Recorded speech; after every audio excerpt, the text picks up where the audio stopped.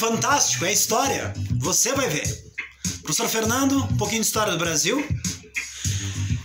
Os afrodescendentes, a escravidão aqui no Brasil, os negros eram capturados no interior da África por tribos inimigas, vendidos no litoral para os europeus, transferidos como mercadorias em navios negreiros. Detalhe, quando eu penso em escravo, eu já lembro o engenho de açúcar, né? O grande e poderoso, né? O senhor do engenho lá sentado no lugar, observando, né, a sua multidão de escravos trabalhando para ele, até que era assim, mas chegou num ponto, né, em que todo mundo tinha escravo. Famílias que não eram ricas tinham pelo menos 2 escravos. Essa parte ajuda, né, a gente explica, né, o preconceito que ainda existe até hoje, né, pessoal? Essa coisa escrota da história aí, né? Em 1580, né, o trono de Portugal ficou vago, né? E quem assumiu o trono de Portugal foi um rei da Espanha chamado Filipe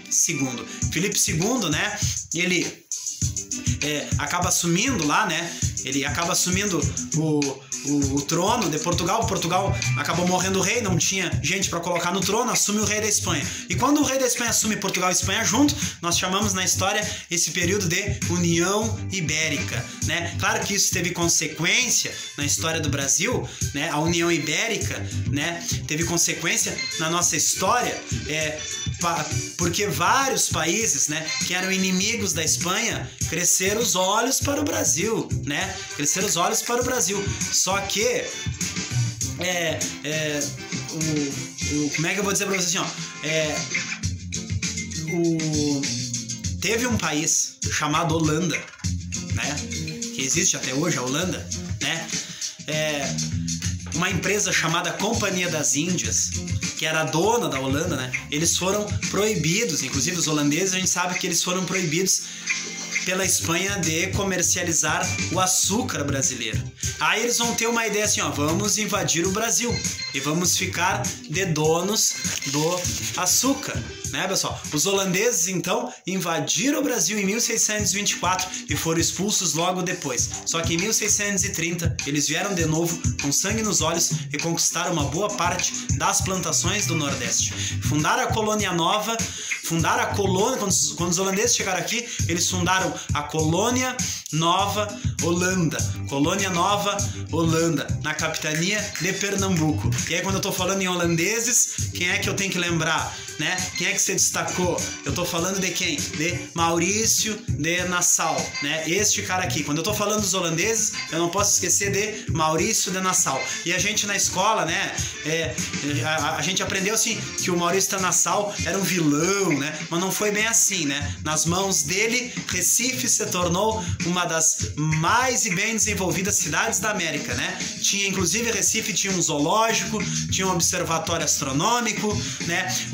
Esse cara aqui, chamado de Maurício de Nassau, que comandou os holandeses aqui no Brasil e virou governador do Brasil, ele era apaixonado por letras, pelas ciências, pela cultura, só que aí ele faz uma coisa errada, né? O Maurício de Nassau, ele acaba emprestando dinheiro para os senhores do engenho, né, pessoal? Ele acaba emprestando dinheiro para os senhores do engenho e a Companhia das Índias começa a ir para cima do Maurício de Nassau. Aí ele foi obrigado a fugir do Brasil, né? E aí a Companhia das Índias começou a cobrar o dinheiro, né, dos senhores do engenho. Aí é que acontece uma revolta, né?